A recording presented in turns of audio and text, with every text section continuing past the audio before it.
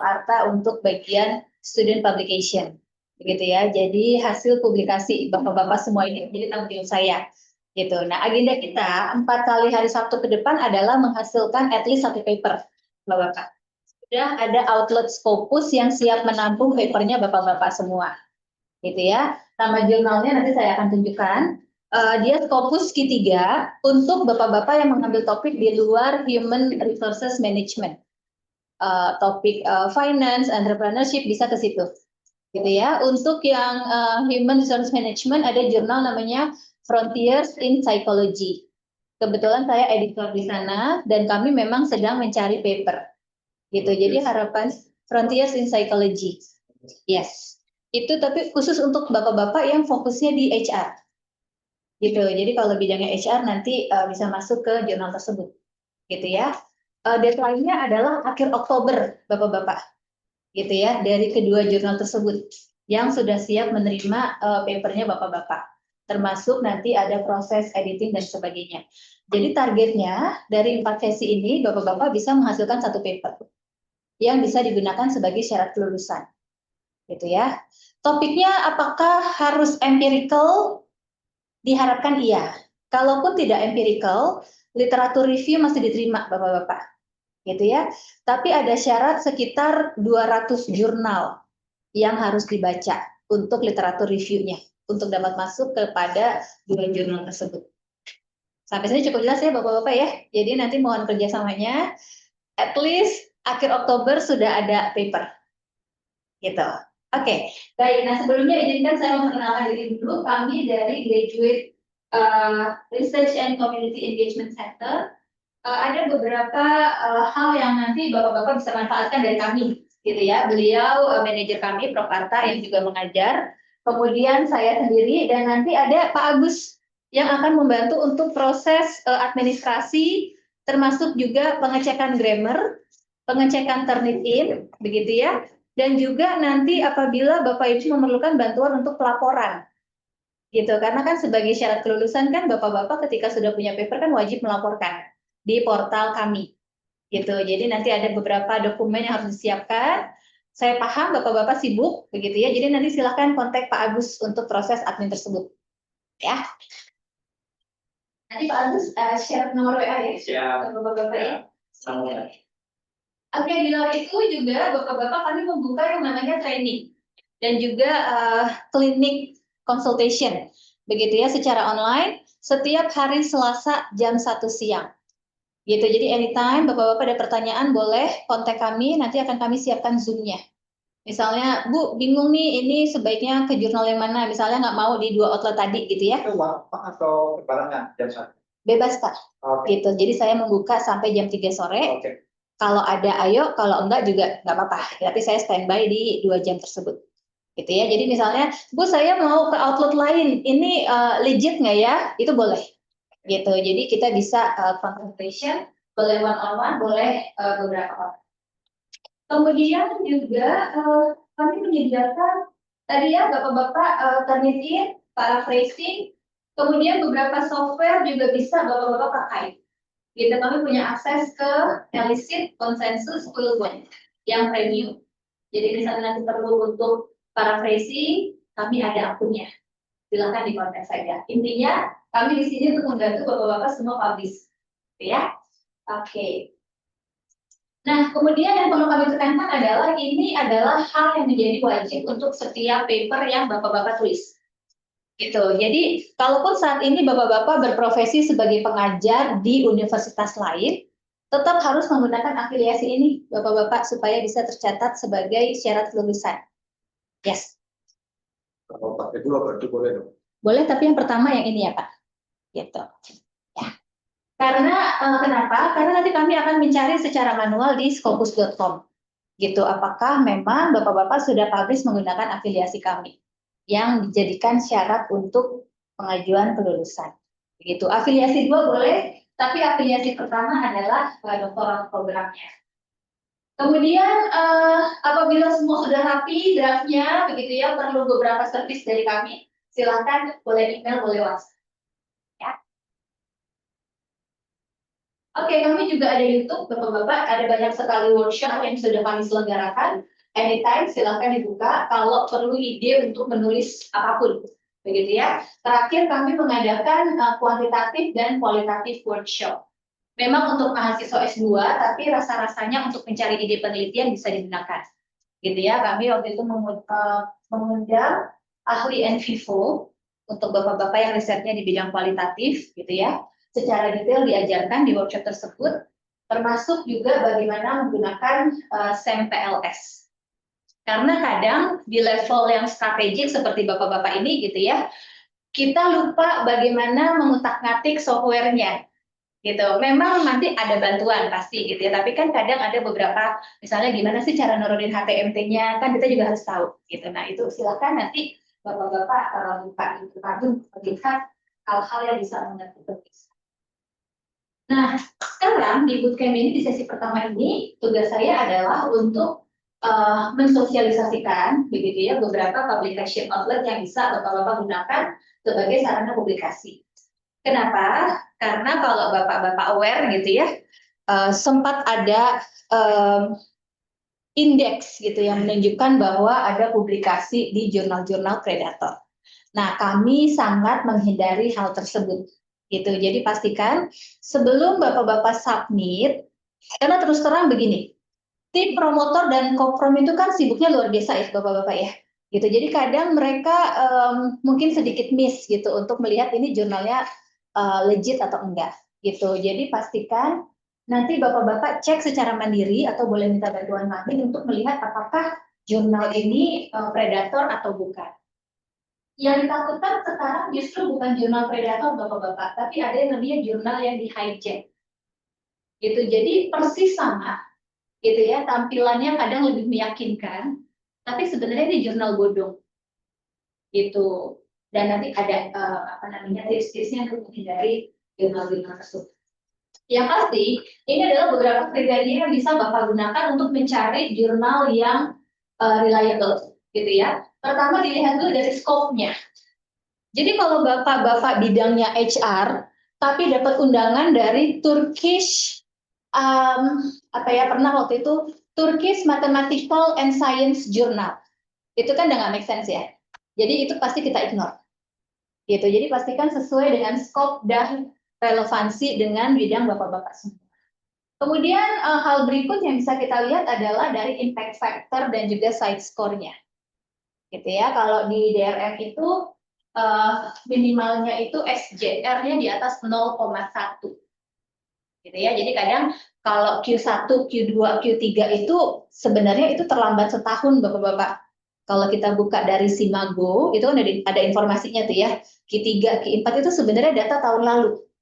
Bisa jadi tahun ini dia udah kelempar gitu ya, atau bahkan naik. Jadi patokannya kita lihat SJR-nya aja. Kalau di website jurnal tersebut dia menuliskan SJR-nya 0,5 misalnya. Udah pasti itu jurnal yang bagus. Ya, jadi kadang kita jangan terpaku Q1, Q2-nya. Kemudian juga bapak-bapak perlu melihat review proses dan acceptance rate-nya. Jadi kalau sampai bapak-bapak ini submit ke jurnal, nggak ada review, langsung dapat LOA, suruh bayar 650 USD, udah pasti itu fake. Gitu ya, jadi harap berhati-hati. Jurnal yang legit itu biasanya proses reviewnya bisa 2-3 bulan. Ada yang sampai 2 tahun bahkan gitu ya. Ini juga kalau bisa yang terlalu lama kita hindari Pak, gitu ya, karena kan ya kita juga ada deadline gitu ya. Tapi yang pasti ketika bapak-bapak langsung mendapatkan LOA dan diminta langsung membayar, dikejar-kejar untuk langsung membayar, itu pasti bukan jurnal yang benar, ya. Kemudian yang berikutnya biasanya dia memberikan informasi terkait time to publication-nya, gitu. Jadi memang kadang jurnal itu saking banyaknya paper, dia dapat, misalnya Bapak dapat LOA tahun 2025. Biasanya dia mention tuh akan terbit di edisi berapa tahun berapa. Gitu. Saya kemarin dapat LOA dan jurnalnya akan terbit tahun 2027, Pak. Which itu normal. Ada beberapa jurnal, let's say dari Wiley, Emerald gitu ya, yang memang sudah sangat ini, dia biasanya memberitahukan akan ada pending untuk publication-nya. gitu. Tapi yang penting LOA-nya sudah dipegang, gitu. Itu udah bisa buat syarat nulis. Kemudian juga biasanya di website tersebut dia memberikan guidelines yang jelas untuk para author dan juga ada beberapa yang meminta fee, ya. Tadi Pak Bambang, tadi kita sudah menceritakan bahwa target kita di akhir Oktober ada 1 naskah yang bisa kita submit karena sudah ada outlet jurnal yang bersedia. Gitu. Kalau Bapak bukan HR ya. Kalau HR nanti kita di Frontiers in Psychology, kalau non HR di ATT, APC. Ya. Ya. Oke, sampai sini ada yang mau tanyakan Bapak? Aman ya? Jadi ini kriteria yang harus kita pegang ketika kita mau submit ke jurnal. Hal lain yang juga bisa kita gunakan adalah kita buka scopus.com, Bapak, gitu ya. Karena seringnya kita dapat undangan gitu ya, dapat email. Silakan publish di sini, publish di sana, gitu. Untuk mengecek apakah jurnalnya legit atau enggak, silakan buka scopus.com. Terus Bapak ketik nama jurnalnya, gitu. Dia akan keluar kalau memang dia terindeks Scopus. Kalau misalnya enggak, berarti bukan. Gitu ya, scopus.com. Nanti saya akan bukakan contohnya. Ini contoh tampilan di Scopus. Semua conference dan jurnal yang terintegrasi Scopus semua di sana. Kemudian juga ini adalah salah satu kriteria jurnal yang clear gitu ya Bapak Ibu. Terlihat dia ada impact factor-nya selama 5 tahun, ada site score, kemudian ada publication timeline-nya. Jadi kita bisa kebayang bahwa dari 100 jurnal yang masuk gitu ya, paper yang masuk yang keterima cuma 34. Jadi kita bisa kebayang ini susah atau enggak ini masuk ke sini. Gitu ya, dan juga dari mulai masuk sampai ada decision-nya itu 100 hari, jadi 3 bulanan. Jadi kita bisa punya preparation time yang clear kalau kita mau ke sini. Gitu ya. Jadi ini contoh tampilan jurnal yang bisa kita jadikan acuan. Kemudian juga di luar itu sebenarnya Bapak-bapak, kita di BINUS juga ada beberapa jurnal yang bisa kita gunakan. Gitu. Cuma memang untuk Bapak-bapak yang berprofesi dosen internal, apabila submit ke jurnal internal BINUS, itu biasanya nggak bisa dipakai untuk kenaikan pangkat. Gitu. Tapi kalau Bapak-bapak yang non-dosen boleh. Gitu ya. Ada beberapa jurnal kita yang sudah terindeks Scopus. Nah, selain itu, ini juga kita punya website RTTO. Nanti saya berikan linknya, Bapak-bapak bisa mengakses. Tim RTTO sudah mengcompile gitu ya, semua jurnal dan conference yang terindeks Scopus 5 tahun ke belakang dalam bentuk file Excel. Nanti Bapak tinggal klik aja, keluar semua tuh. Semua jurnal dan conference Scopus yang sudah dikompil oleh tim RTTO. Jadi kita patokannya boleh ke situ, gitu ya. Jangan ngikutin undangan dari email. Nah ini contohnya tadi Bapak-bapak saya bolak-balik undangan dari email. Ini contoh, ya. Biasanya kalau kita sudah terdetek sebagai scholars, gitu ya, tiba-tiba ada banyak sekali invitation. Gitu, silakan publish di jurnal kami, bla bla bla bla bla, gitu ya. Journal of Eco-Humanism. Kesannya kan masuk ke field kita gitu ya. Tapi ketika kita cek ke Scopus, tampilannya seperti ini, Bapak-bapak. Gitu ya. Dia kalau di Scopus tuh Pak, dia keluar nih, di cover by Scopus dari tahun 2022 sampai 2025. Nah ini kan udah mau habis ya. Jadi kita harus hati-hati tahun depan masih ke indeks atau enggak. Kalau udah kayak gini caranya gimana? Kita lihat dokumennya. Gitu ya. Di sini kelihatan kan, di tahun 2024 tiba-tiba sampai 400. Nah, kalau udah kayak gini, ini sudah alarming, Bapak-bapak. Bisa jadi setelah tahun 2025 dia tidak terindeks lagi. Gitu. Jadi kalau kita melihat yang model-model seperti ini, ada angka-angka aneh, sebaiknya kita hindari aja. Takutnya kita submit sekarang, tahun depan udah nggak terindeks, nggak kepake papernya Bapak-bapak, kan saya. Gitu ya. Jadi ini tampilan kalau Bapak-bapak buka scopus.com, ngetik nama jurnalnya, dia akan keluar informasinya secara lengkap. Gitu. Sampai sini kebayang ya, Bapak ya. Jadi anytime dapat undangan email, kayak gini silakan submit ke jurnal kami, Apalagi kalau udah ngasih harga di awal gitu ya, biasanya perlu dicurigai. Termasuk juga pengirimnya, Bapak-bapak.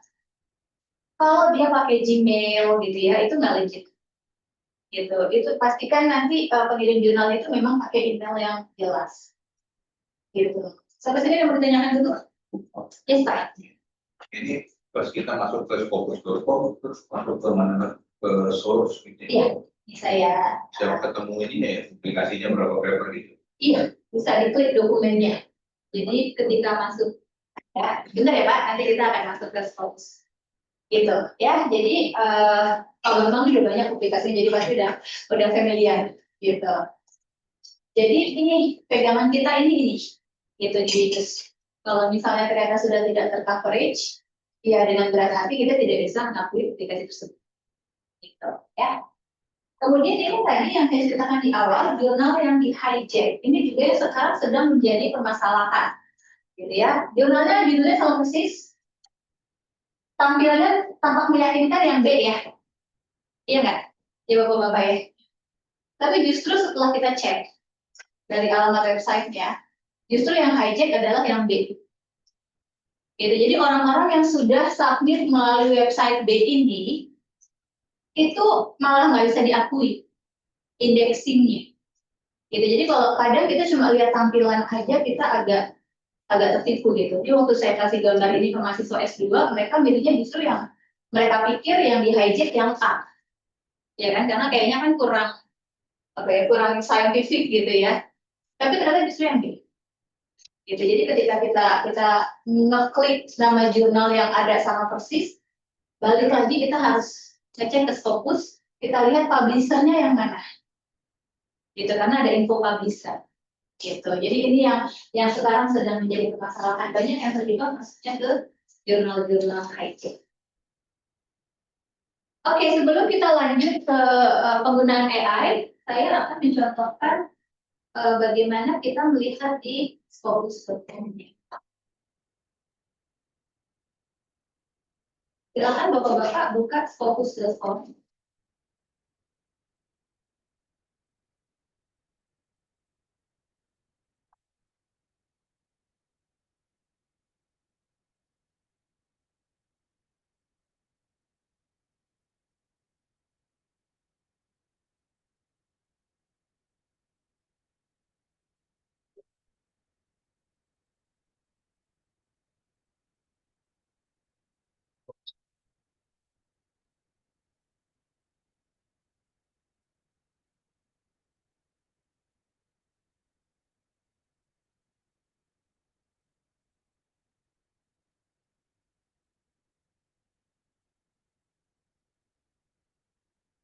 Oke, ini saya dari awal ya. Kita bukanya dari awal dulu, Scopus.com. Sudah sampai sini, sama Pak? Oke, kita lihat ini udah langsung kita bisa klik nama jurnalnya di sini. Coba ya kita klik Journal of Eco Humanism. Ini ada, langsung kita klik.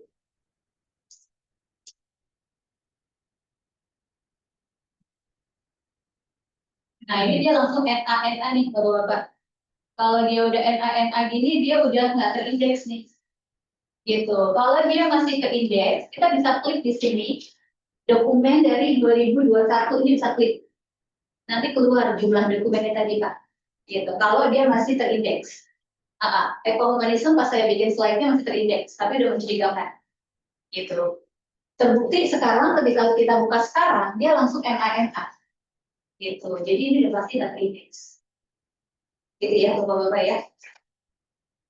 Jadi ini salah satu cara gampangnya untuk ngecek jurnalnya legit atau enggak. Gitu. Kalau ketemu jurnal yang lain silakan langsung diklik aja. Kalau ada keterangannya, site score-nya berapa, kemudian highest percentile-nya berapa, citation-nya berapa, itu bisa diklik. Gitu nanti keluar informasinya. Oke, aman sampai sini cara mencari jurnal? Aman ya. Jadi hopefully Bapak-bapak akan terhindar dari godaan jurnal-jurnal predator dan hijack. Gitu. Idealnya jurnal yang yang tidak berbayar itu kalau Scopus itu bisa 1 sampai 2 tahun Bapak-bapak. Gitu ya. Kalau yang berbayar itu mereka range-nya antara 5 juta sampai 25 juta. Itu yang berbayar. Kalau yang berbayar ini range waktunya sekitar 3 sampai 6 bulan untuk proses review-nya. Gitu. Jadi ini buat gambaran Bapak-bapak gitu ya. Mau yang tidak berbayar juga boleh Bapak-bapak tapi spare dari awal. Ya, karena biasanya 1 sampai 2 tahun untuk mendapatkan si LOAT. Banyak juga kok yang tidak berbayar, banyak. Saya justru biasanya mengencourage mahasiswa untuk yang tidak berbayar aja. Gitu, karena itu legit gitu ya, benar-benar proses reviewnya tuh tough banget, bisa sampai 5-6 kali. Tapi kan Bapak-bapak ada keterbatasan waktu.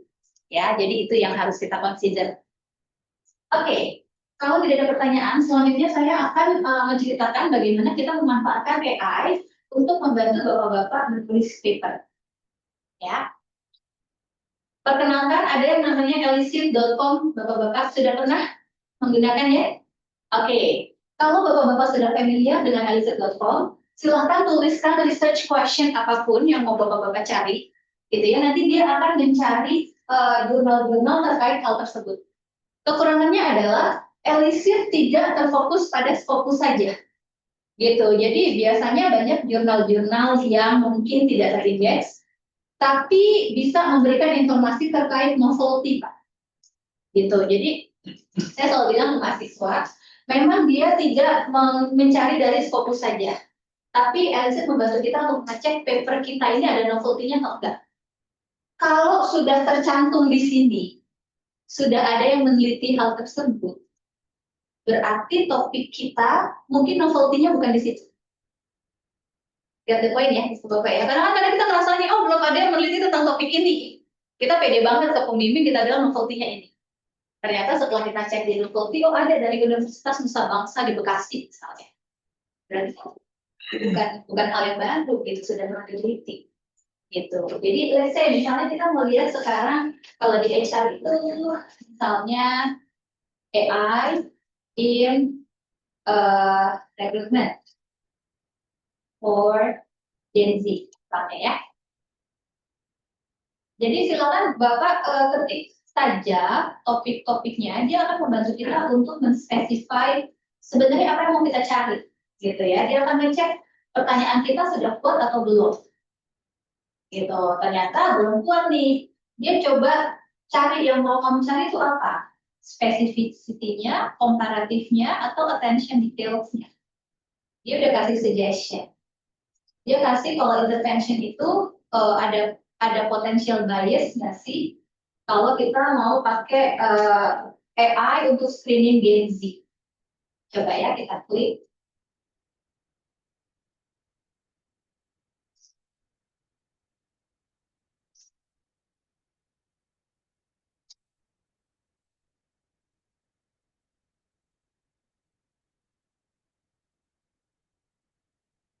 Oke, dia langsung kasih summary 4 source, karena saya pakai yang gratisan dulu. Ya, kalau yang premium dia kasih baca. Ini bisa Bapak-bapak baca untuk melihat sebenarnya novelty-nya di mana. Ternyata di Jerman sudah pernah dilakukan. Ya, di Jerman sudah ada. Di Romania sudah ada.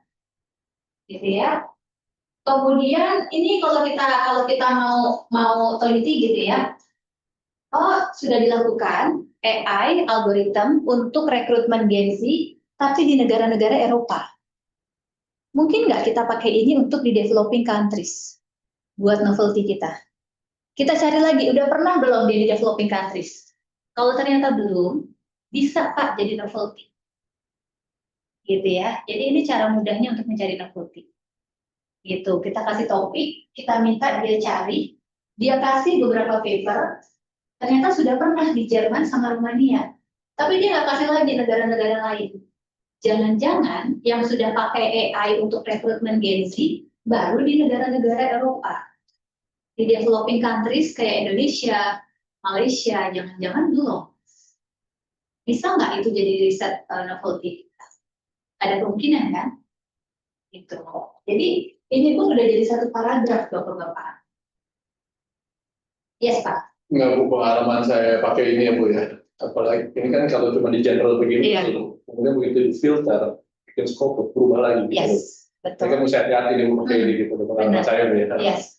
Kekurangannya dia memang gitu. Dia belum fokus, gitu ya. Masih mencari dari paper-paper yang tanda kutip masih banyak yang sampah, gitu ya. Jadi memang ini hanya untuk tools membantu kita untuk menjustifikasi riset kita tuh novelty-nya ada nggak sih? Gitu, karena banyak mahasiswa merasa novelty-nya ini Bu belum pernah diriset di sini. Saya cari pakai riset aja, paper yang nggak jelas aja udah. Gitu, berarti kan bukan itu novelty-nya. Gitu ya, jadi ini fungsinya untuk mengecek. Nah, kemudian kalau misalnya emang dia kayak misalnya semakin sedikit ceruk riset kita, kan semakin sedikit paper yang membahas. Ya enggak, kalau nanti Bapak sudah sampai ketemu itu, gitu ya, ceruknya semakin sedikit, terus kita pengen mengcopy paragraf, ini akan kebaca di Turnitin. Oke, jadi tools yang berikutnya adalah Quillboard. Sudah familiar Bapak-Bapak? Familiar ya?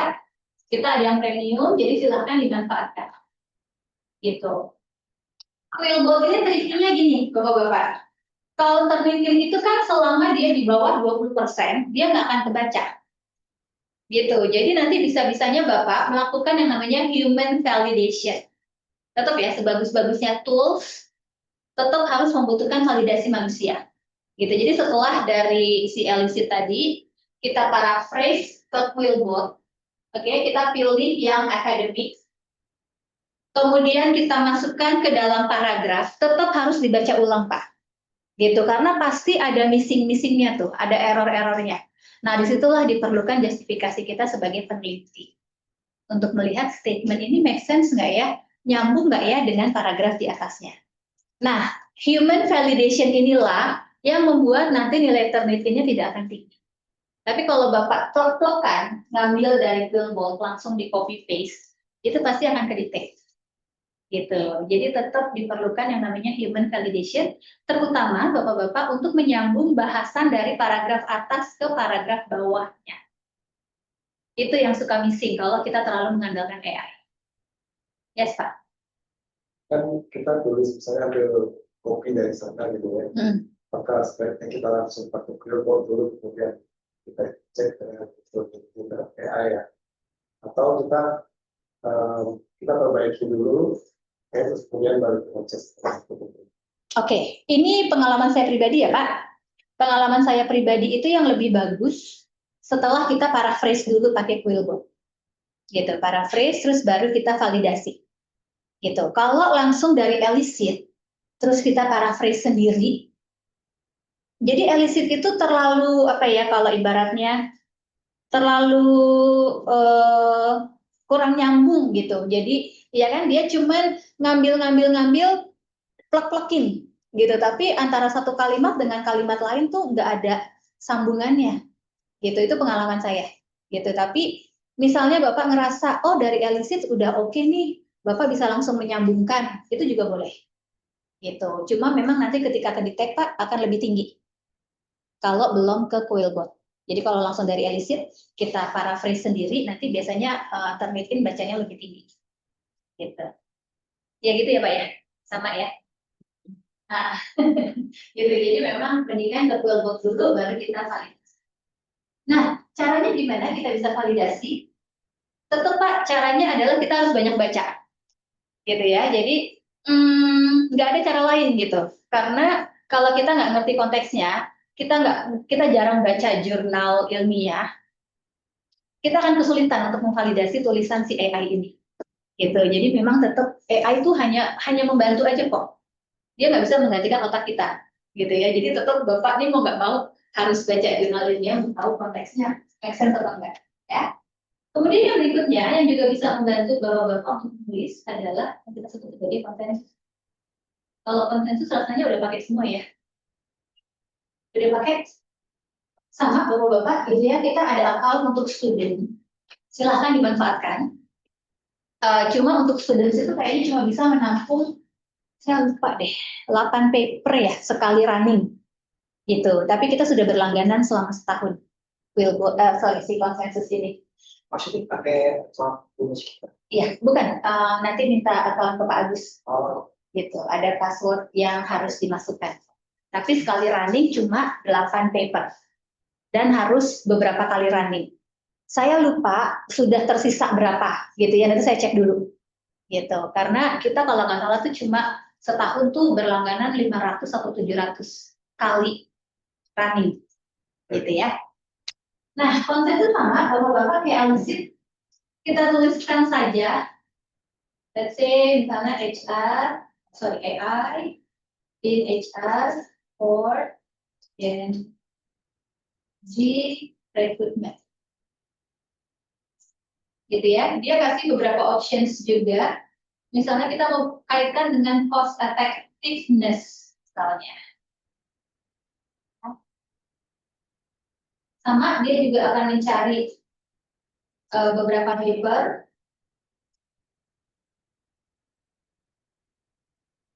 Nah, bedanya konsensus dengan Elicit, Pak, dia itu lebih dia kayak kasih star gitu. Oh, jurnal yang ini tuh rigorous, itu berarti jelas gitu ya. Kalau Elicit kan enggak, tapi kalau Elicit itu semua jurnal-jurnal dia tarik. Nggak lihat nih Scopus atau jurnal apa, tapi kalau konsensus dia kasih starnya.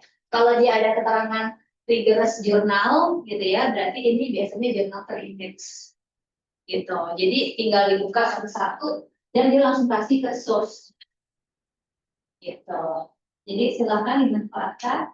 Dia sudah kasih summary-nya juga, termasuk juga. Ini karena saya pakai akun yang pro, jadi bisa banyak. Ya.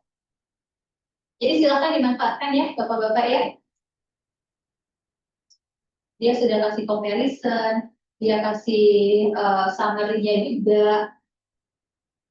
Gitu. Jadi memang sangat membantu bapak-bapak untuk membuat at least paper tentang literatur review. Gitu. Apakah ini terbaca ternikin? Yes. Gitu. Jadi tetap ya bapak-bapak harus diparaphrase dulu dan harus di human validate. Gitu. Ini again semua hanya tools. Sampai sini mau ditanyakan bapak-bapak? Aman ya? Aman. Oke. Kalau aman, saya akan menunjukkan jurnal yang tadi saya sebutkan di awal. Ini adalah jurnal yang sudah siap terima papernya bapak-bapak. Jadi silakan nanti dibuka jurnalnya, di-download template-nya, gitu ya. Syukur-syukur hari ini sudah ada, gitu. Kalau sudah ada, saya bisa proses, gitu. Ini cepat prosesnya itu sekitar 1-2 bulan sudah dapat review, gitu ya. Gitu. Nanti kalau tergantung sih proses review dari bapak. Kalau misalnya sudah dapat email dari editor, langsung diperbaiki saja. Biasanya dalam waktu 1-2 minggu langsung keluar LOA. Gitu. Jadi kalau sudah ready, kalau deadline kita akhir Oktober, hopefully by the end of December bapak sudah pegang LOA. Gitu ya. Silakan buka dan silakan disiapkan draftnya. Kalau ini adalah yang Frontiers in Psychology, ya.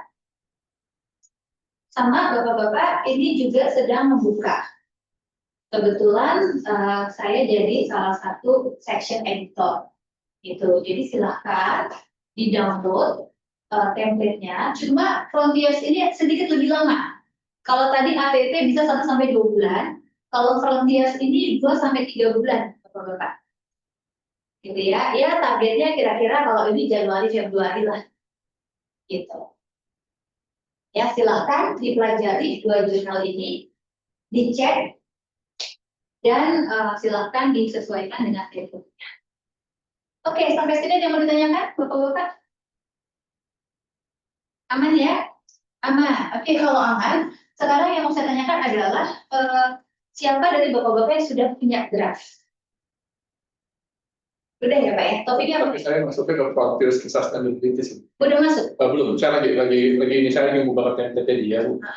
Memang confusing sih ngeliat template-nya gitu Iya. ya. Terus makanya saya make few adjustment lah. Oke.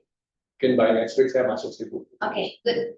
Frontiers ini salah satu yang sekarang lagi naik daun gitu ya, karena dia APC-nya nggak terlalu mahal dan proses reviewnya cepat. Aku 1.175 pound, 20 juta itu Bu. Ya, Ya, I'm just, iya. saya sempat lihat kayak MVP, kayak MVP itu ada yang cuma $1.000 gitu. Tapi kalau Bapak nyari lumayan cepat dan bagus, ini gitu. Jadi bisa lah di-consider, gitu ya. Oke, sekarang kita punya waktu, Bapak-Bapak, sampai dengan nanti sekitar 11.30 untuk at least membuat draft awal. Silakan manfaatkan Elysian konsensus dan Quillbot-nya untuk Bapak-Bapak membuat draft. Nanti tolong kirimkan ke saya supaya bisa saya cek. Gitu ya. Jadi kita punya waktu sampai 11.30. Silakan, Bapak-Bapak. Boleh nanya nggak Bu ya? Yes. Kan kalau tadi kan yang summary-nya singkat Bu ya. Saya Elysian itu saya pakai ada satu lagi Bu. Yang dia systematic review ya Bu ya. Ya. Itu menurut saya sangat powerful, masukin begitu banyak jurnal, dia asal kita istilah prompt bener gitu kan keluar tuh Bu gitu Bu. Ada nggak Bu yang software lain yang kekuatannya seperti itu gitu? Oke, Publish or Perish sudah pernah? Publish and Perish kan beda nih Bu. Iya, dia nyari jurnal. Tapi kalau si ini kan Elysian itu dia benar-benar Bikin dia summary. kan cari keywordnya, dia bisa analisa tuh ini relationnya yes, ini apa, ini keywordnya apa gitu Bu. Cuma saya lihat kok sekarang ada kelemahannya dikit lah gitu, Bu. Kita mesti hati-hati gitu. Just try to find apakah ada yang lain gitu yang bisa systematic review jadi itu. So far yang paling oke baru 2 ini sih Pak. Gitu ya. Tapi nanti sambil jalan ya, kalau saya nemu, saya pasti akan update. Gitu. Tapi so far yang terkuat 2 ini. Nah, sekarang Ibu karena mau publish yang Paris, boleh di-share nggak Bu? Nggak, soalnya saya coba publish yang Paris kan peraturannya adalah sebenarnya dia punya ini ya Bu ya, apa sih ininya, dia punya kayak buat connect web science, dia punya ininya ya. Saya nggak ada beberapa sih nggak ketemu gitu Bu. Di Binus punya nggak Bu ininya API-nya. Kalau saya sana sini nggak tembus, cuman yang saya tahu cuma ada yang bisa paling free cuman Google Scholar gitu ya, Scopus gitu loh. Bapak mau buka filenya? Saya mau ya publish yang tadi, saya mau butuh API-nya untuk membuka yang lain, misalnya science. Gitu. Oh, kalau API-nya Pak, itu semua bisa Pak, selama Bapak masukkan di. Oke, kalau gitu kita sebelum Bapak tulis kita buka publish and Paris ya. Sudah ke-download semua? Sudah ya? Oke. Jadi kalau Bapak nemu jurnal dan nggak bisa buka, itu tinggal kirim ke kami Pak. Gitu, karena library dan juga RTO itu biasanya punya akses. Kita bisa bukakan. Gitu ya, cuma give us time 1 until 2 days gitu ya untuk download paper tersebut. Gitu. Bentar ya, saya download dulu. Tapi kalau untuk API itu semua bisa, asal masukin email Binus. Gitu.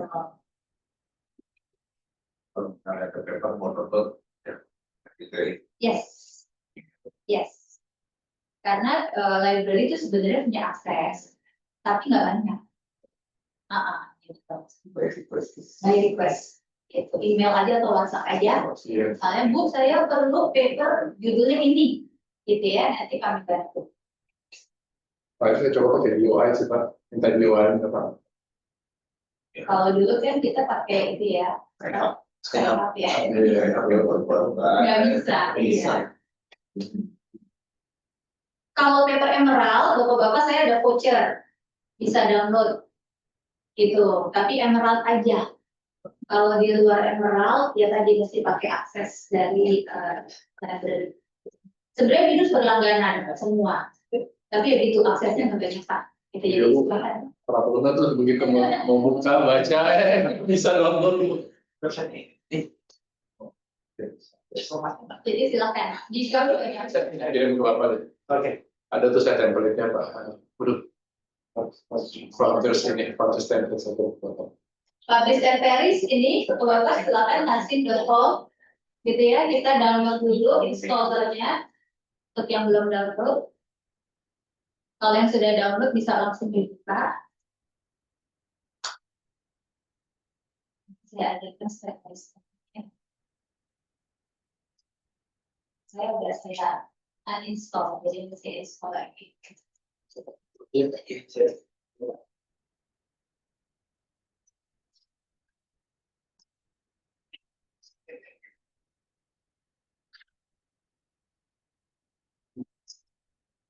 Itu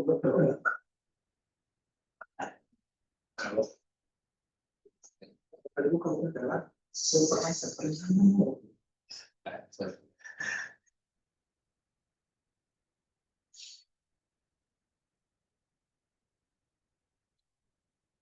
Berarti bapak-bapak semua udah pernah ya pakai Publish dan Paris ya? Tempat. Publish or Paris. Oke, Ya, Scopus itu apa? biasanya dapat Scopus ke Google Scholar doang. Sekarang nggak bisa jalan, kemarin nggak bisa jalan kayak Google Scholar itu tiba-tiba update.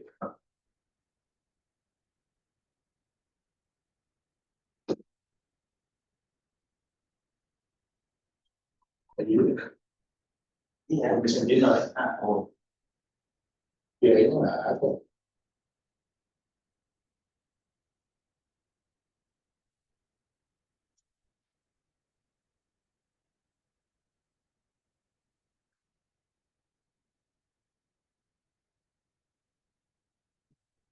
Jadi sebenarnya di kami Pak di BPS itu servisnya banyak sekali ke mahasiswa gitu. Jadi kadang kita suka jadi bertanya gitu kenapa belum publish gitu ya, karena sebenarnya Bapak ada kebutuhan apa, dikomunikasikan aja nanti pasti kami carikan.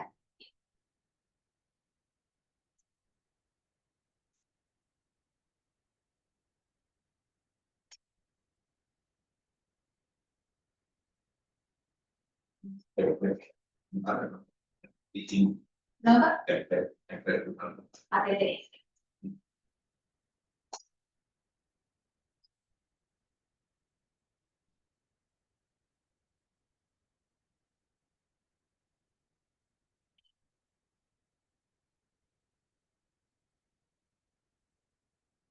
Oke, yang ini ya Pak ya. Ya kan? Bapak cuma mau fokus saja. Saya cuma bikin, saya sendiri cuma dapat aksesnya API ke Scopus, yang lainnya nggak bisa sama Google Scholar. Sekarang Google Scholar lagi ini juga problem. Oke, ini kita coba yang fokus ya.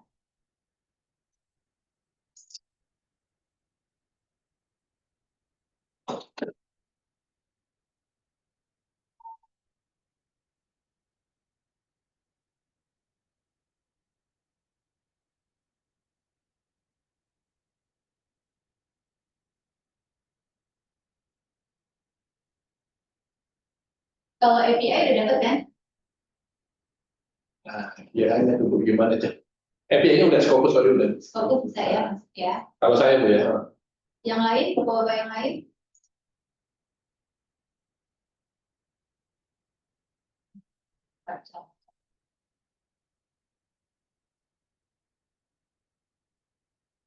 Jadi kalau bapak-bapak tadi klik di Publish dan Paris, get API, nanti langsung ke web ini, ke halaman ini. Oke ya. Nah, terus tinggal diklik aja, I want API key. Kalau belum bisa masuk ke web ini, berarti Bapak harus register dulu. Ya, registernya pakai email ini. Terus kita klik create API key.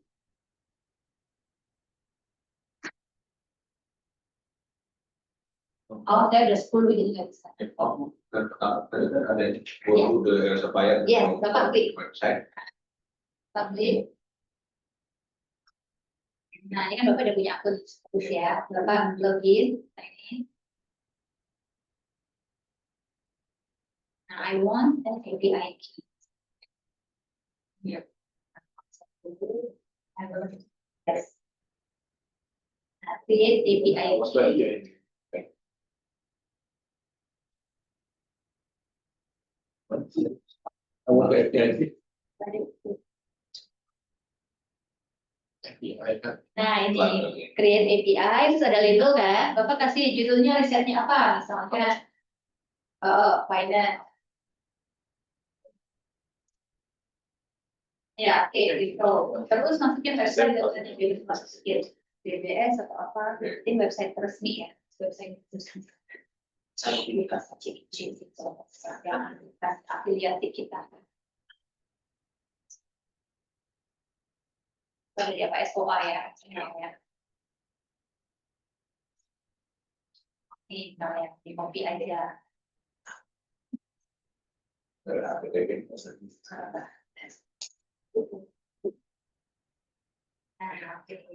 Scroll down.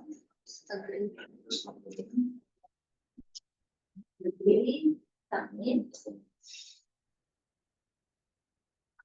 Nah, dan terus Bapak copy. Itu paling bawah dari. Oke. Nah, dia running tuh.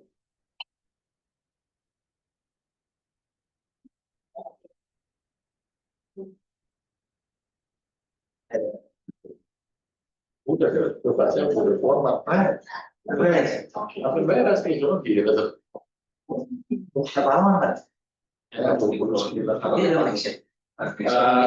jadi Tambah kita menurut saat itu tambah, tapi rata-rata 12.000. Kata. Betul, Tapi kalau misalnya ini disahkan nanti dia running tuh keluar dia kasih semua nama-nama terus kita ada. Cuma dia cuma kasih nama jurnal. Jadi misalnya, nah dari nama jurnal itu kan Bapak harus cari satu-satu. Nah, cuma lumayan dia bisa kasih 200 jurnal. Cuma kalau di Bapak takutnya karena di blok sama IT takutnya.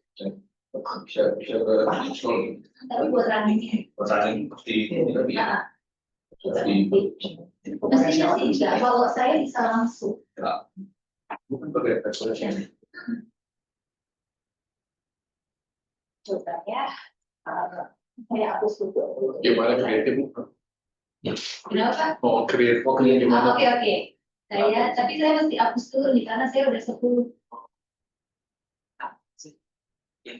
Pues porque eliminar proyectos que de profesores.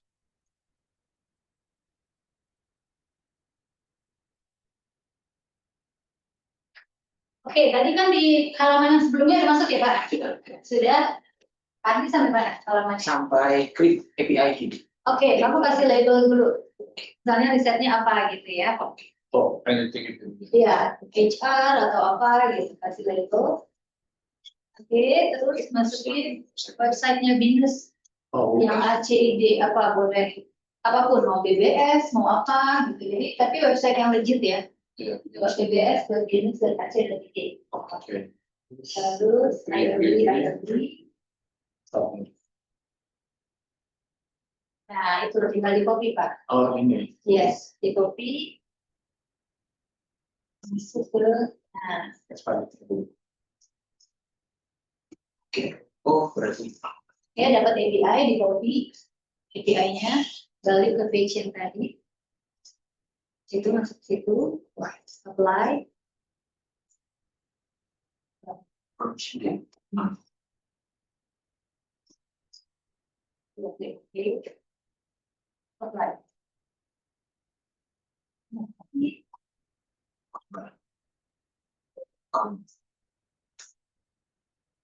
akalnya pakai account gini sih register fokusnya pakai BINUS. Balik ke halaman yang tadi Pak. Bapak registernya pakai account BINUS Pakai minus. tadi pas minta API di sini. Iya. Itu pakai BINUS. Iya. Minus. Oke, passwordnya juga BINUS. Oh, password masih sama kiri.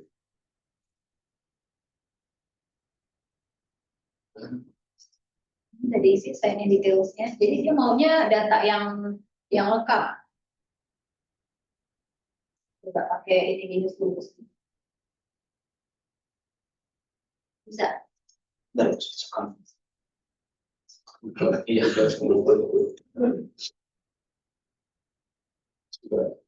Udah? Oke.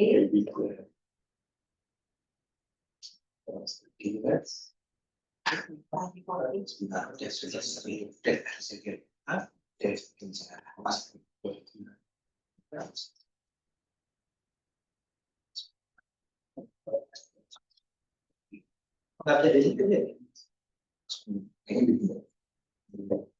Soalnya dia ini baru.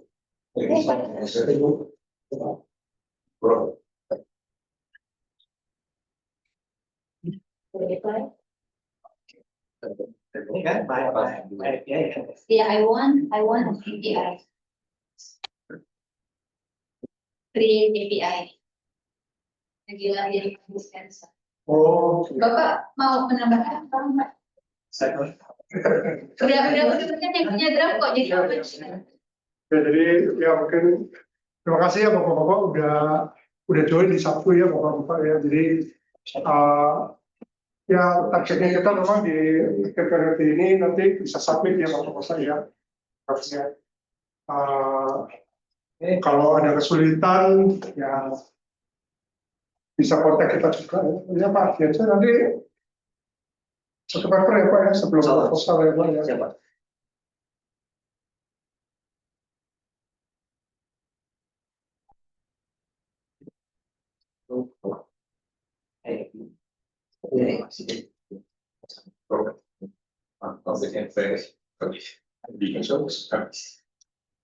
Pas memiliki Dari API-nya.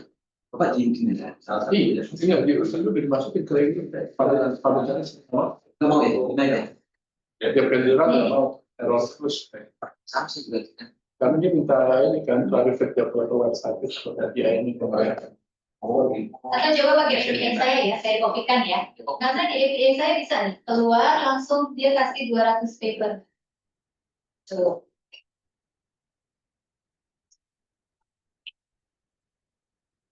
Coba saya kopikan ke Ardi ya. Ya, boleh.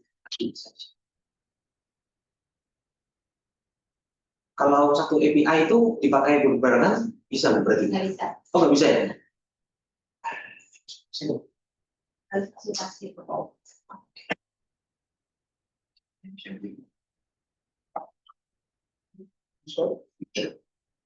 harus takut.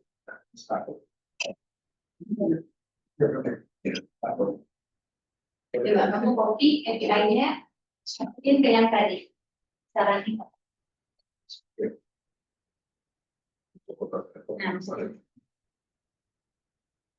Untuk masih Nggak bisa juga ya namanya. Kenapa ya Pak? kasih Kalau misalnya itu tadi. coba coba ya. Itu Bapak bisa. Nah, ini saya udah setup sendiri Bu. Nanti saya bilang Scopus bisa Bu. Udah oke lah ini kalau saya terangnya Bu ya. Tapi per kemarin tuh begitu nggak tahu mulai kemarin nih Google Scholar Bu. Cuma bisanya Google Scholar. Google Scholar nggak mau menolak tentang error. Iya, saya masuk ke Scholar. Terus kemudian saya kalau bikin ini dari awal Bu, kalau saya pakai Web of Science nggak mau, dia juga mau menolak karena dia minta API-nya. Oke. Nah, saya udah nyoba ke sini nih Bu. Jadi saya coba register lah Bu. Dia kan minta di register gitu. Begitu saya register, terus kemudian nge-apply gitu loh Bu. Ya udah, ini nunggu dari Clarivate ini nggak submission approval is pending terus saya gitu. Makanya saya nanya kalau ada nggak yang minus punya, karena kan ya API ini yang kuncinya kan Bu. Di saya tuh tadi masih bisa. Kan gitu di laptop saya. Ini Pak udah yang sebelumnya saya Web of Science saya minta approval nggak pernah Yang baru ya? Oke. Ya maksudnya kan mungkin dari PK-nya ya. coba Terus kalau yang lain cepat. Yang mana? Yang maksudnya Scopus atau Scopus saya dari awal bisa Pak. Kalau Google Scholar cuma per kemarin aja, tapi kalau saya baca dari itu bisa web. Itu artinya ada perubahan ini Pak. Versi version. Jadi nanti belum update dengan versi Google Scholar. Google Scholar. Karena Pak ini. Nah, coba. Nah ini bisa Pak tadi pakai API saya. Oke, API Pak. Sorry. Tapi di API nggak bisa. Coba. Nah kalau udah kayak gini, kalau udah kayak gini Bapak tinggal copy and share aja data hasil paper.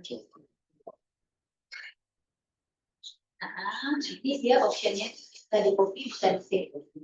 Mau copy as CSV misalnya. Ya. Oke, berarti kalau saya sudah langsung ya lebih Excel. Di Excel. Oh, di Excel. Nah, itu cuma nama jurnal. Iya, tetap harus cari satu-satu. Oke. Nah, dari satunya itulah yang kita bisa lihat. Apa perlu paper yang mana? Oh, saya bilang 200 itu di Kan nggak semua perlu diakses, aja open access. Coba permisi ya Pak, misalnya ini saya result boleh ya kita perkuncikan. Saya punya dia bisa masih Ya. Tapi biasanya kasih nama sih Pak biasanya gitu. Atau kalau mau gampang ini kopi aja buka Excel baru Bapak case. Nah, satu misalnya ini. Kalau dia kebetulan open access, dia langsung buka. Nah, tapi kan kayak gini kan dia nggak open access nih. Nah, Bapak perlu bantuan kita bantu. Gitu caranya ya. Gitu, jadi sekali klik judulnya, dia langsung ngarahin ke jurnal tersebut. Kalau belum dapat yang open access bisa langsung baca. Kalau enggak, ya udah. Jadi publish and carry seperti itu. Iya. Kasih judulnya juga bagus. Perbedaannya dengan opsi satu. Bagus. Publish and carry itu dia ngerangkum dari banyak harusnya POS dan sebagainya. Dia bisa kasih kamu sekali running dengan terms yang benar, dia langsung kasih 200 sekali running. Jadi kamu langsung bisa dapat 200 paper. Gitu.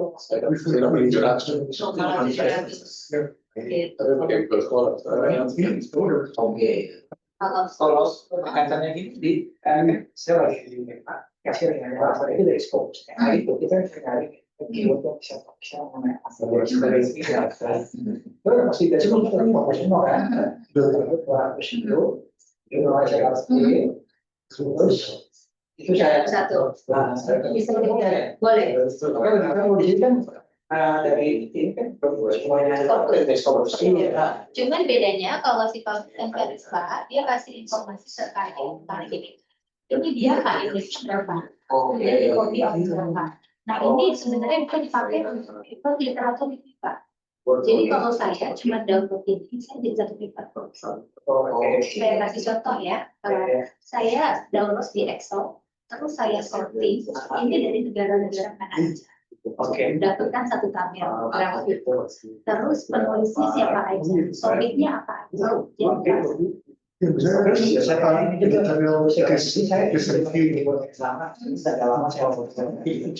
pakai keyword yang sama, pakai scope.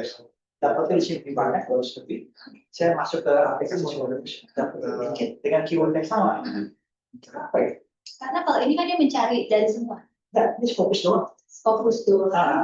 Tapi dari fokus ini bisa Dia cari yang dari fokusnya juga. Oh. Kalau fokus saya itu Sudah seperti ini. Oke, make sense. Jadi fokus itu bedanya. Oke. Saya kasih contoh paper saya cuma pakai ini ya. Satu paper. bersama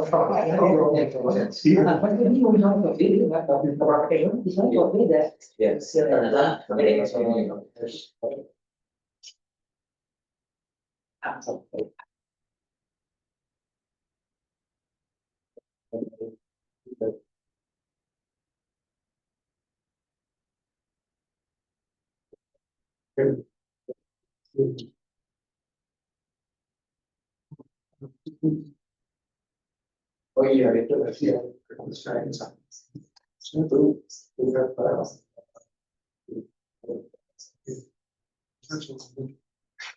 Bapak mungkin ini saya sharing kita sih Bapak-Bapak ya mungkin sini ada apa Bambang juga ya apa saya cuma mau sharing aja begini Bapak kan kita kan sekarang punya syarat kan dua ya Bapak saya plus satu conference ya. Nah saya sih menyarankan Bapak-Bapak itu mulai sekarang itu ya dengan academic advisor atau dengan tim promotor yang sudah ada gitu ya, itu Bapak bikin satu riset bersama. Nah, itu bisa digunakan untuk syarat tambahan. Nah, nanti strateginya itu waktu Bapak mau SHP, full modelnya itu baru yang dipublish sama tim promotor itu jadi paper kuncinya. Gitu. Jadi, kalau nggak begitu lama nanti. Gitu. Ya, jadi kalau tahapan disertasi kan kita bisa kontrol ya, benar internal kita bisa kontrol menurut saya. Tapi yang nggak bisa kita kontrol itu selalu yang eksternal. Nah, makanya saya menyarankan ya Bapak masih semester Apa semester berapa jadi 4. 4? Oh, masih 4. Masih 4. Masih 4. Sudah 4. Sudah Masih 4. Apa? Sama. Sama. 3 Pak. 3. Semester 3 bukan 4. Udah masuk. Masih 3 kita. Udah 4. Udah biasa, udah semester baru ya sekarang. Iya. 4. 4. Nah, 4 belum proposal, lagi nunggu jadwal. Belum Pak. Belum. SPF-nya SPF 1. Kalau motor juga belum. Terus segera kontak ke jurusan apa belum? Memang jadwalnya nanti di Oktober. Oh iya. Nah, artinya gini Bapak-Bapak ya. Jadi semester 4 belum proposal itu lampu apa Bang? Semester 4 belum proposal. Kuning cenderung merah gitu ya. Jadi Bapak-Bapak mesti tempel terus tim promotornya gitu ya, supaya jangan sampai di semester 5 baru proposal. Gitu. Semester 4 ini harus proposal. Gitu. Ya. Nah, sarannya karena Bapak-Bapak itu pengen juga lulusan di semester 6 ya. Ada yang mau semester 10? Enggak ya, ada ya pasti ya. Benar nggak? Nah, artinya gini, setiap tahap itu idealnya 1. Kan? Jadi kalau Bapak ini udah mau proposal semester 4, semester 5 bisa SHP, semester 6 bisa tertutup, terbuka. Nah, problemnya adalah tahapan itu kita bisa manage menurut saya ya. Tapi yang itu adalah publication. Ya, publication itu mentalnya mesti siapin setahun minimal. Gitu, setahun minimal. Gitu. Jadi mulai dari sekarang ya sebenarnya kalau sekarang ini ya udah agak terlambat ya kalau dengan AA ya karena kan udah masuk dengan tim promotor. Nah, saran saya adalah cari dua pendekatan, pakai SLR atau satu lagi mini model. Jadi kalau begitu SLR 1 selesai ya Pak ya, nanti bikin introduction paper di introduction. Ya. SLR 2 kan udah keluar model, itu jadikan paper juga. Maksudnya jadiin draft paper juga gitu. Ya. Aspek 3 kan berarti kan finalisasi model ya, apa finalisasi metode ya, benar nggak? Nah, di 3 itu Bapak udah mulai nulis metode, Pak.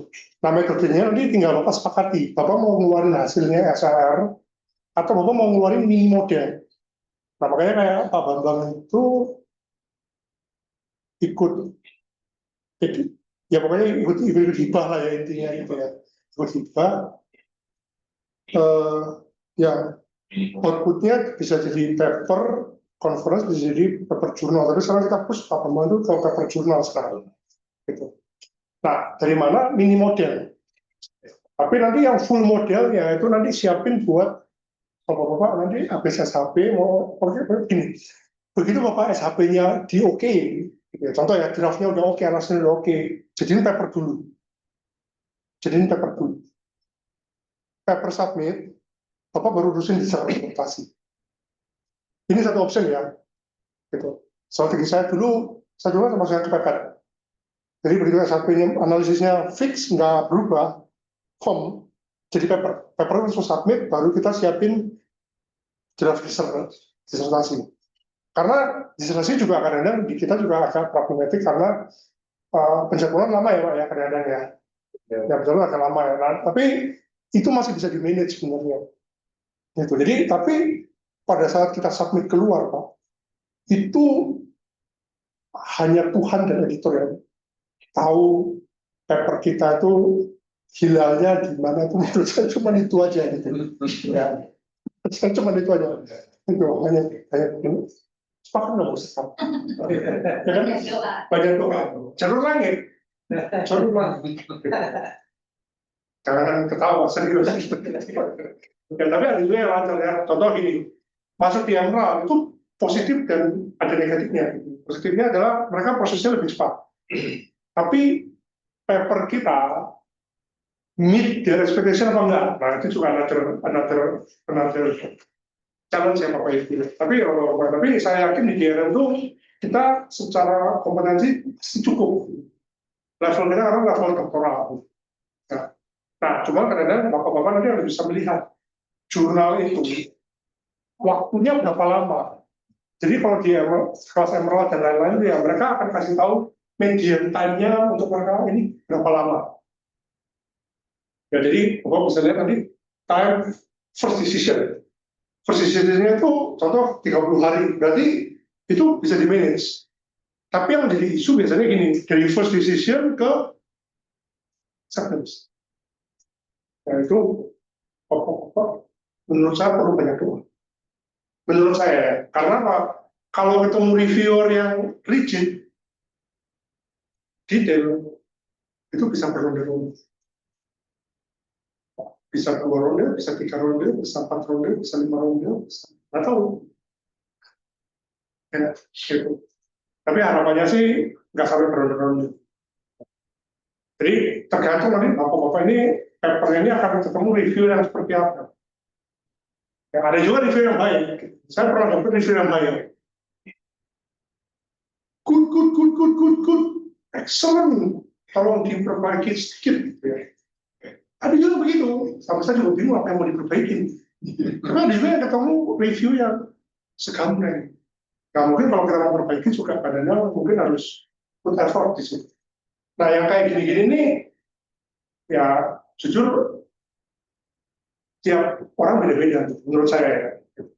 Nah, ini yang kadang-kadang kita harus manage bersama. Nah, berapa paper yang harus disiapkan? Saran saya minimal 3 paper. Kalau bisa 5 paper. Makanya sering sebut bootcamp.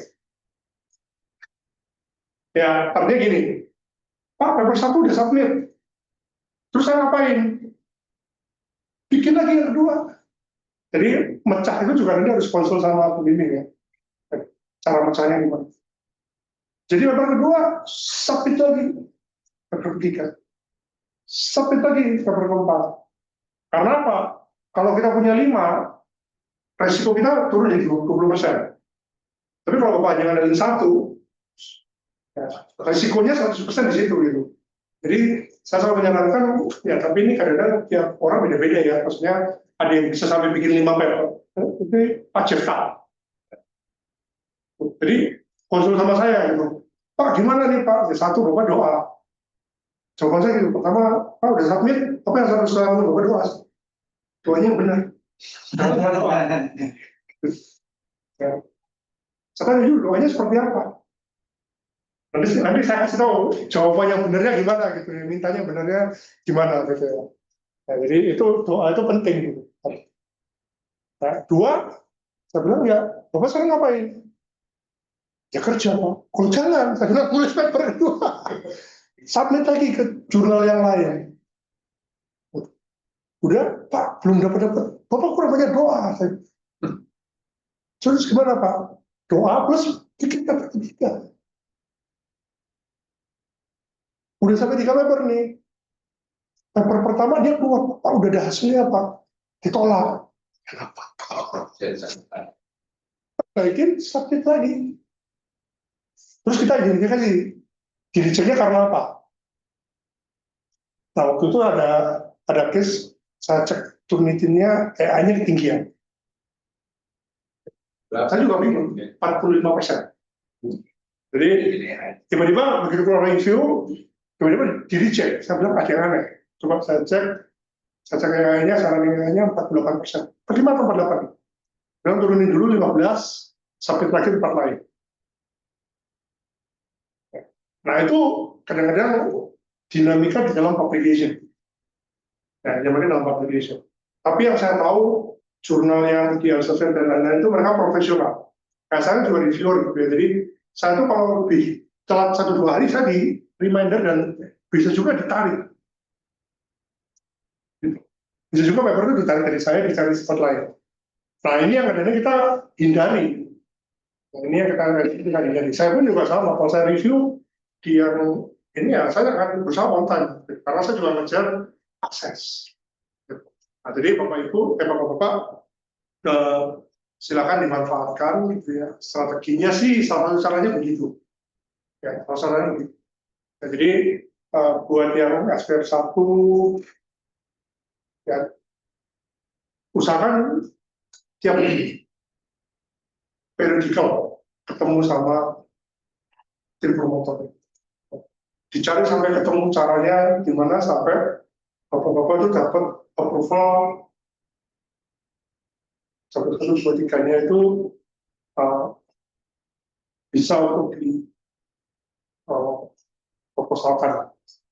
Ya, jadi mungkin itu sih ya dari saya ya. Oke, bapak-bapak ya. Semangat.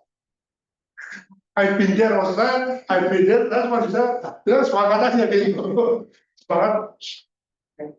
Thank you, Ya. Pak Tata. Oke. Ini udah banyak yang punya draft.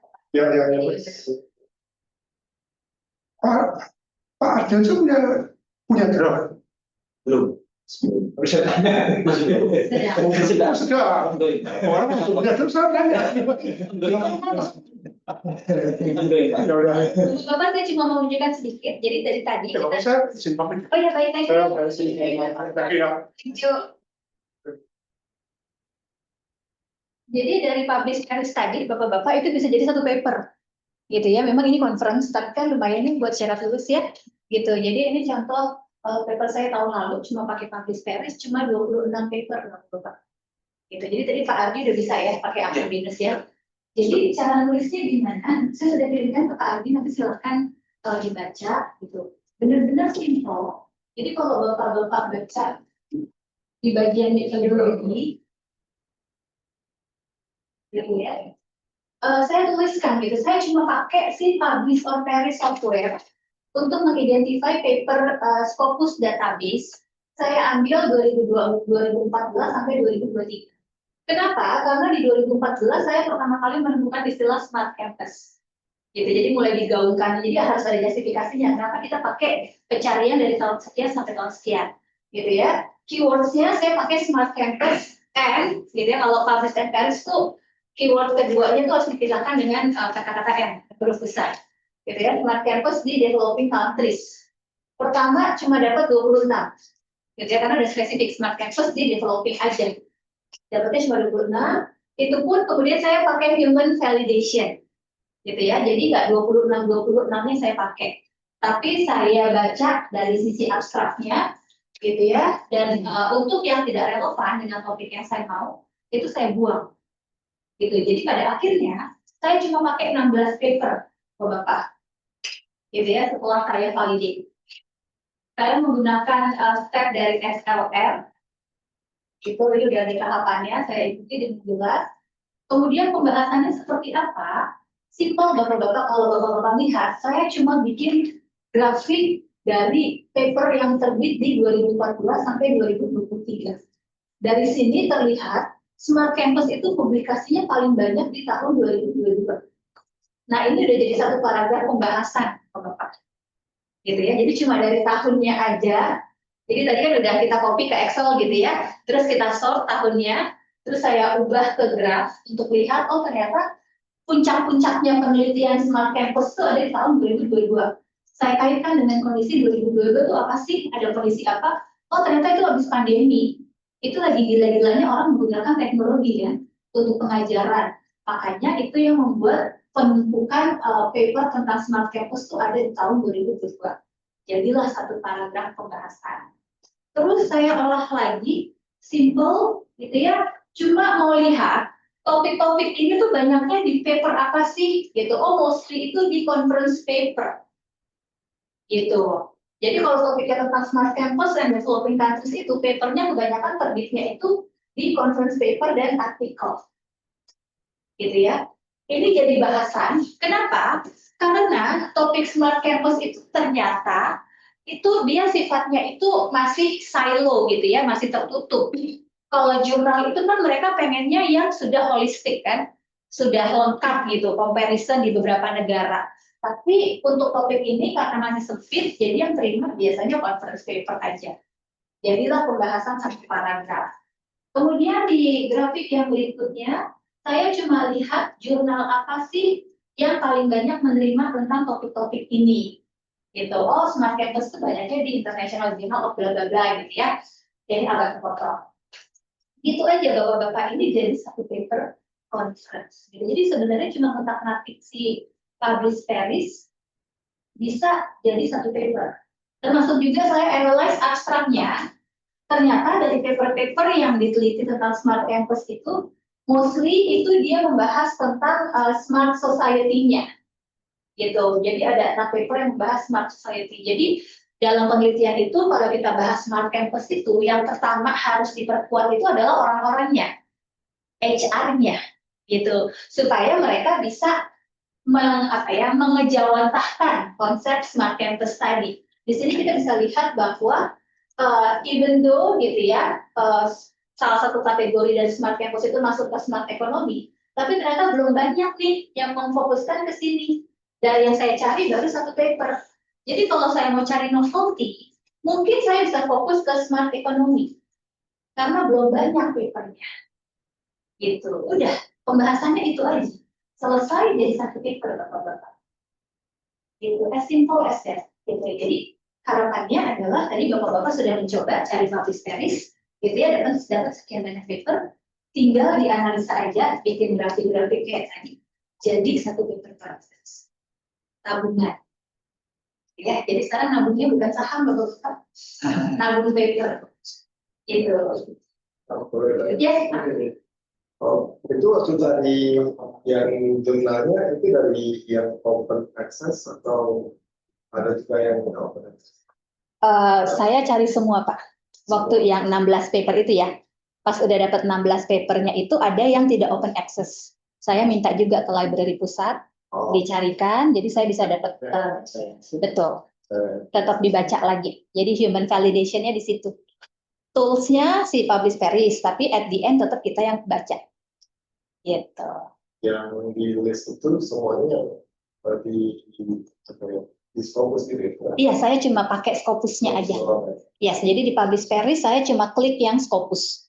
Jadi dia cuma carikan yang Scopus aja. Dapatlah 26. Tapi dari 26 itu, kan kalaupun dia close access kan kita bisa baca abstraknya ya Pak? Ya kan, jadi dari 26 itu saya baca abstraknya, terus saya lihat relevansinya dengan topik saya, ternyata ada 10 paper yang nggak relevan. Jadi saya sebagai peneliti saya buang 10 paper itu. Tapi saya jelaskan di paper saya kenapa saya buang. Gitu ya. Jadi finalnya saya cuma pakai 16 paper. Nah, 16 ini saya download semua, saya analisa lagi. Dapatlah tadi tahunnya, kemudian jenis outletnya, terus saya juga pakai kategori Smart Campus, saya baca, oh ternyata yang bahas Smart Economy cuma satu. Gitu, mostly bacanya tentang, mostly topiknya tentang Smart Society-nya, tentang orangnya, itu yang saya jadikan pembahasan. Selesai satu paper, gitu Pak. Dapatnya berarti dari abstraknya gitu. Saya mostly baca abstrak. Gitu. Kalau abstraknya tidak clear, baru saya baca semuanya. Gitu. Tapi biasanya paper yang bagus yang udah masuk Scopus itu Pak, abstraknya itu udah clear.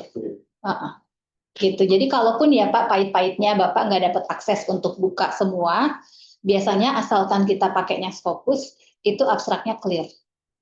Gitu. Kalau dilihat dari tahapannya yang pakai sekarang, ada yang pakai Prisma gitu. Iya. Itu pakai Prisma ya. Saya pakai Prisma. Yang tadinya.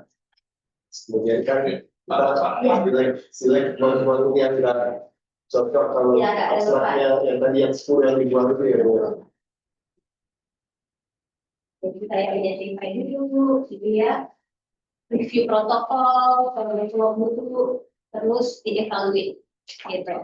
Terus baru kemudian saya buang-buang ini, ekstrak data, baca abstraknya,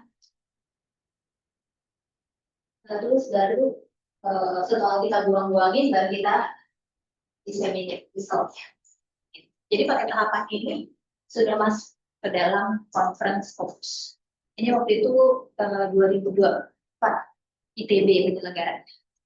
Itu simple banget Pak ini conference. Kan lumayan ya satu.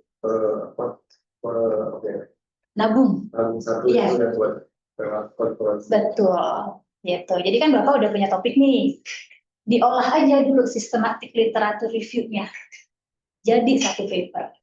Gitu. Padahal cuma pakai gitu doang kan sebenarnya kan gitu doang gitu loh kalau dipikir kan. Kan bilang minimum 200. Itu kalau mau ke jurnal Pak.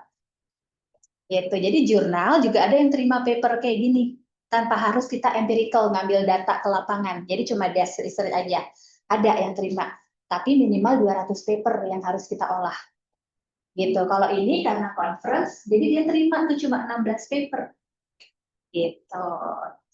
Konservasi yang 200 itu yang 200 yang ada di list di Enggak, 200 yang kita baca. Yang kita baca. Yes. Ya, finalnya berapa? Yes. Sorry. Nah, kalau ini 16, kalau jurnal yang ini biasanya mintanya 200. Jadi 200 paper dibaca. Gitu. Aman ya? Yes, Pak. Berarti kalau dengan literatur review pasca disertasi kita, Iya. Jadi kalau Bapak sudah punya topik, silahkan boleh pakai publish series-nya, diolah, udah bisa loh satu conference. Kalau dapat 200 malah berani saya masukin ke jurnal. Gitu. Semangat ya. Karena gampang, bener ini tuh enggak. Saya jujur di sini cuma 2 hari. Gitu. Oke, silakan Bapak diambil snack-nya, biar semangat nulisnya. Pak Bambang udah bisa publish series? Belum bisa. Tapi Pak Andi bisa. Pakai apinya itu. Nggak, mau pakai DC. Pakai apinya. Saya pakai apinya. hasil juga. Bisa. Nah, bisa Pakai apinya bisa berarti baru Ribut lagi. ini coba deh. Ini kan pakai harsing kan. Nah, ini icon API-nya ini kan terlalu kan. Ya udah ini nggak sama. TikTok ini ya. Udah, kalau saya run memakai Google Scholar misalnya ya. Itu hanya Scopus itu. Kalau Scopus bisa Pak. Kalau Scopus bisa. Bisa. Kalau Scopus saya udah punya data sendiri. Iya. Kalau Scopus dah itu Nah, cepet banget. Scopus pikir banget Pak. Justru saya ketemunya Google Scholar, salah gitu ya. Kalau fokus fokus. Terus kalau nggak mau itu stres. Fokus kalau nggak lagi nolak. Terus saya tinggal di dalam saya Scholar dari kali ke Web of Science. Apa enggak Pak? Nanti untuk sesi itu Bapak belum bisa ngomong. apinya gratis. Nah, mau tuh Pak dia minta ini expanded API. Baru saya kuasa juga. terus kan berarti API yang Ibu berikan itu hanya khusus untuk yang kita Scopus ya? Iya. Kalau dipakai untuk menggunakan Google Scholar ataupun Nggak bisa, nggak bisa ya? nggak bisa, karena saya cuma nyarinya dari Scopus aja. Kalau Bapak mau cari yang lain, berarti harus bikin API baru. Jadi klik Google Scopus, Google Scholar, terus kan I want API, sama caranya. Oh, Gitu, nah dapat API. Tapi ternyata API cuma bisa 10. Gitu, Oke. jadi sharing aja. oke. Gitu, misalnya Bapak udah 10 gitu ya, gantian 10 gitu. Ini Pak Bambang yang saya paham. Pak Andi udah beres ya tadi. Bapak masih belum bisa ya? Kalau Scopus sih saya nggak apa-apa Bu, yang lain nggak bisa. Kalau semua nggak bisa, Web nggak bisa. Oke.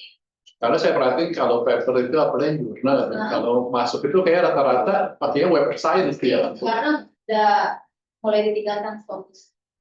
Mereka pengennya web of science.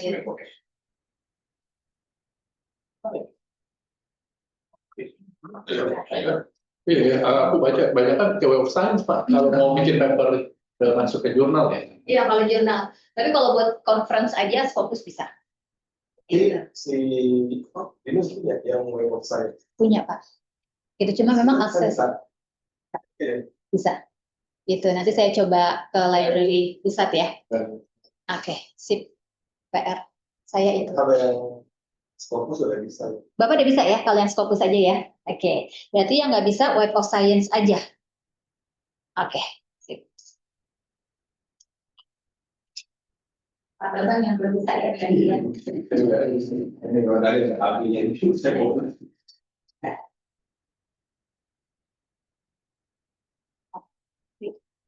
Scopus itu kan bisa. Saya itu kalau lulus sekolah kemarin nggak bisa, Pak. Sampai sekarang.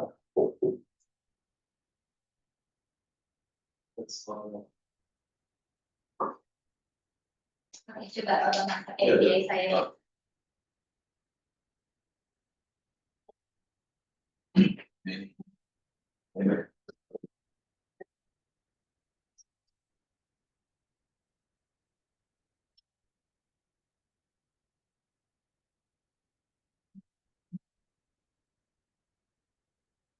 Bisa ya?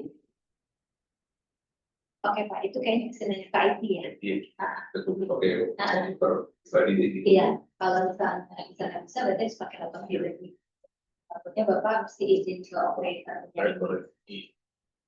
Oke, sip. Tapi nanti kalau udah bisa Pak, dia tuh harus untuk berita referensi, bisa dipilih satu-satu untuk lihat paper arsipnya, atau Bapak bisa copy paste ke Excel untuk dibikin grafik kayak ya di satu paper itu.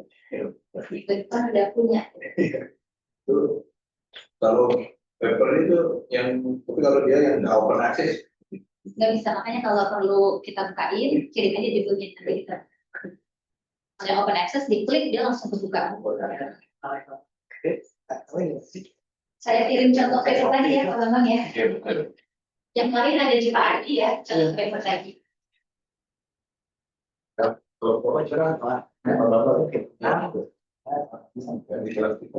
oh iya, Ini ya satu aja. Kemarin kalau ada beberapa Jadi ternyata nama itu. nggak usah Bapak copy paste itu terus Pak ke bawah. Oh. Oke. Apa itu ya? Nggak tahu tuh, makanya saya mau nanya Bu Sekar sebenarnya ikutin template volunteers ini lucu Bu. gimana? Ya ini boleh nanya Bu ya. Saya soalnya kemarin saya sempat berhubungan sama promotor saya Pak Rano. Ini salah urutan, saya bilang saya ikutin template ya Pak. Kan kita ikut template volunteers jadi ada nomornya. Terus keyword kan biasanya setelah abstrak. Dia ditarik sebelum abstrak gitu ya. Jadi saya cuma ikutin aja supaya bisa submit gitu. Nah, terus after that kan ada, ini kan kebebas ya, karena saya lihat draft artikel atau apa jenisnya itu ya. Nah ini saya izin aja ke Ibu karena saya kan menggabungkan kualitatif antara sistematik literatur dan juga eksploratif. Urutannya itu saya cari nggak ketemu. Jadi, tapi saya ada gini, methods and methods, saya taruh resultnya dulu, result dari literatur review dan interview findings. After that saya taruh discussion gitu loh. Itu benar. Bisa ya. Ini kan saya taruh nih, ini hasilnya literatur reviewnya, terus ininya apa, interview resultnya gitu loh ya. Bisa diskusi gitu. Saya arahnya ke proposition development dulu ya. Ada keluar model yang kita butuh. Tapi Pak, Bapak nanti mesti cek dulu di jurnal ini, apakah dia maunya di result, jangan-jangan di lampiran Pak. Itu yang saya coba cari. Di jurnal yang sudah terbit. Di jurnal yang sudah mereka dilihat. Saya coba cari yang gabungan begini, Pak. Ya, Atau yang metode lain nggak apa-apa, tapi lihat gaya penulisannya. Apakah di bagian result itu semua ditampilkan, atau dipindahkan ke lampiran? Nah itu harus masuk ke jurnal Pak. Ini apa sustainability ya? Iya, jadi saya pakai platform sustainability kan dari kemarin saya ini Bu ya. Jadi udah pernah coba nih. Jadi saya contoh podcast ini Kita saya mau ini kan dari Indonesia. Nah di bagian result ini seperti apa bentuknya? Oh dia tampilkan. Oh ya udah berarti bisa seperti itu, tampilkan discussion bisa. Terus discussion kan ya, diskusinya diskusi masing-masing. Ya oke, berarti bisa tadi. Conclusion gitu loh. Saya agak ikutin ini aja loh. Oke, bisa Pak. Saya gitu ya. Nah, satu lagi kalau itu kan GenAI statement itu. Kan saya mau pakai grammar dulu ya sama tadi kayak riset apa riset gitu. Konsepnya kan kalau grammar kan untuk perlu dikira. Karena saya cuma dikira bahwa saya ada makan ini. Kalau pakai juga jadi Saya nggak. Udah. Begitu ya, Bu? Yes. Mantap, Pak. Zaman tersebut masih menakut-nakutin dikit nih, kayaknya ada yang nyambung dikit. Tapi reviewernya Frontiers itu lumayan baik kan. Karena kan ini jurnal baru langsung naik, jadi dia lagi cari banyak paper. Ini momennya lumayan tepat kalau Bapak. Oke, Bu. Silakan Bapak-bapak dilanjutkan ya. Kalau dia formatnya pakai data biasa aja. Itu tadi Bapak. Ada saya Pak, saya minta ini kan Pak. Kalau nggak saya ini drop aja. Ada di situnya Bu Pak, ada di Frontiers-nya Pak. Ini guideline. Enggak, dia ada template ya betul. Bukan ini nih. Jadi ini udah dikasih template-nya tuh Pak. Terus template ini Pak. Nanti saya ini karena apa ini ada. WhatsApp itu. Oke. 087 8 tiap hari 50. Satu tiga delapan puluh Iya. Saya nggak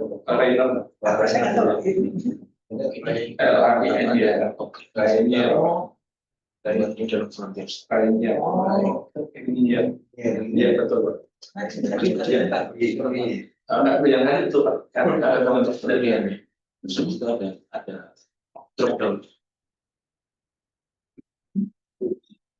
Iya, nanti saya WhatsApp dulu.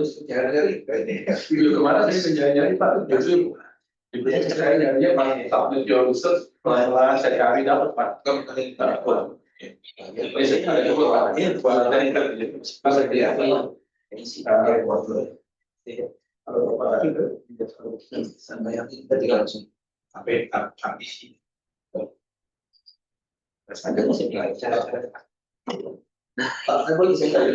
Pak, boleh. Bentar, saya ini dulu ya Pak.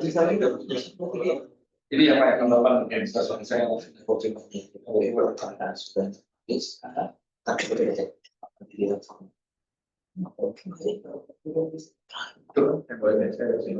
Jadi yang satu yang utamanya Pak ini yang belum tahu kan Terkait dengan tabel-tabel di sini. Iya. Mengatakan itu. Apanya Pak? Belum tahu saya yang mengatakan itu. Iya, jadi ada ininya Pak, kalau misalnya ada analisa tertentu, dia bilang gitu Pak, pasti ke supplementary gitu ya Pak. Juga hati-hati itu Pak, kemarin pas saya menyusun, jadi setiap figure kan itu harus punya spek sendiri Pak. Jadi kalau jadi dimasukin, tapi nanti di saatnya saya kalau saya baca terpisah Pak, terpisah ya. Iya, jangan saya punya beberapa.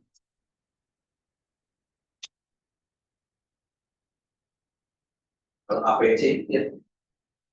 Saya belum tahu ya. Kan nggak bisa atas seperti itu ngikutin terus Pak. Jadi gimana caranya? Apa ini? Dia langsung itu. Oh, Bapak yang di atasnya nggak boleh nulis dari sini ya, Pak. Jangan di ini. Benar-benar saya cut yang paste di sininya aja Pak. Jadi saya cuma nulis sebelah itu, sebab dia betul sebelah pakai.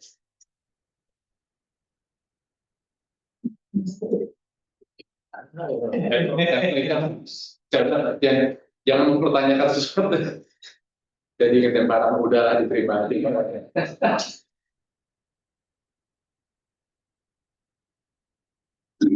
Oke. Bagus. Ya, saya juga bisa.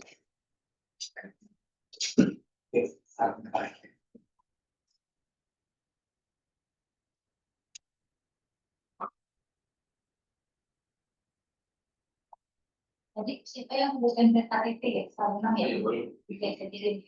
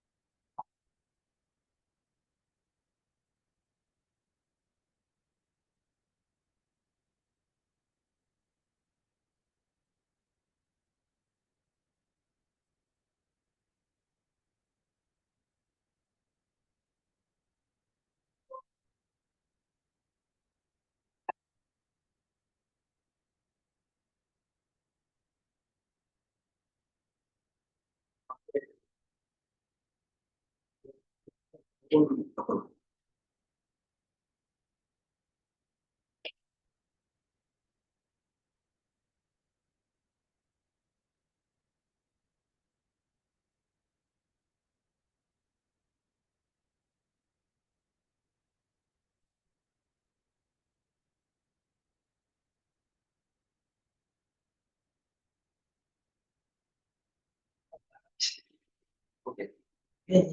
Oke, selesai. Ya, Bu. Pak Ardi saya kirimin template-nya ATT juga ya. Boleh. Kalau bisa ya. Siap.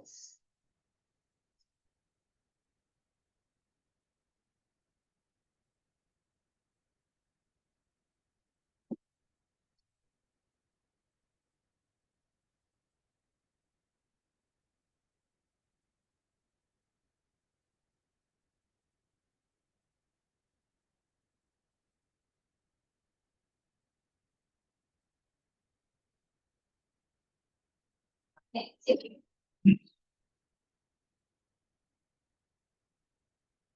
Ini template-nya untuk ATT yang APC. artisi. Nah, itu untuk yang selain HR, atau yang HR juga bisa. Oke. Jadi kan tadi ada 2 outlet ya. Kalau yang Frontier template-nya ada di web, kalau yang APC ini version secret. Oke.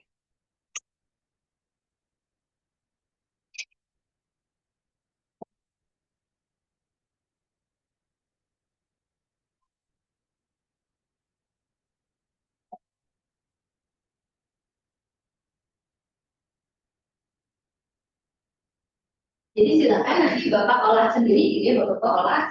Target kita di sesi berikutnya adalah minimal sudah ada introduction dan literatur. Atau lebih baik lagi kalau Bapak-Bapak sudah menjadi satu paper menggunakan publish series. Gitu ya. Jadi tahapan di sesi berikutnya adalah saya mulai mengecek untuk redaksionalnya. Gitu. Dari saya sudah selesai untuk hari ini, silakan Bapak-Bapak manfaatkan waktu untuk menulis. Gitu ya, karena memang harus diniatkan Bapak-Bapak. Dulu saya S3 itu tiap hari Selasa malam 3 jam nggak boleh diganggu, cuma nulis. Kuncinya adalah konsistensi. Gitu ya. Nggak cukup 3 jam juga. Jadi silakan dimanfaatkan waktunya. Ini sudah saya booking sampai sore. Kalau Bapak-Bapak mau di sini, bersilakan. Saya